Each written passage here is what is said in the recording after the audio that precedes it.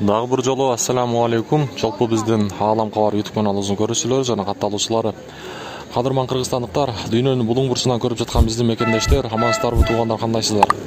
Бүгүн мен сиздерге 6 октябрдагы Ноокат шаарындагы түшкү курстарды тааныштырайын. Андыктан биз менен бирге болуп туруңуздар. Каналга колдоо иретинде туугандар сөзсүз түрдө катталып коңуздар. Көпчүлүк бизди көрүп жаткан мекендештер, биздин YouTube көрүүчүлөр биздин каналга катталбай атат. Ошондуктан биздин каналга катталып койсоңуз, бизге аябай чоң колдоо болот. Анда эмесе кеттик. Түшкү курстар кандай болду? Сиздер менен биргеликте чогуу көрөлү. Финка банктан баштайбыз туугандар. Бул чыгарылышты бул жерде сатып алуу доллар 82.20, евро 81, рубль болсо 1.33.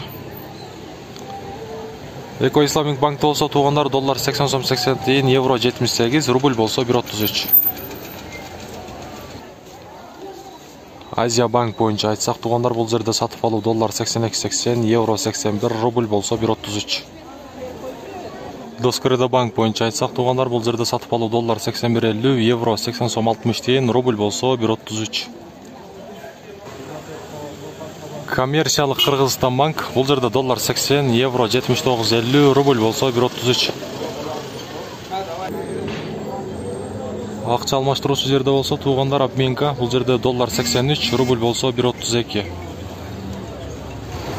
Байчун банк доллар 82.50, евро 80.30, рубль болсо 1.33. Ушундай туугандар, бүгүнкү 6 октябрдын түшкү курстары ушундай болду. Андыктан биз менен ар дайым бирге болуп туруңуздар. Сиздерге колубуздан келишинче кызматты кыла беребиз.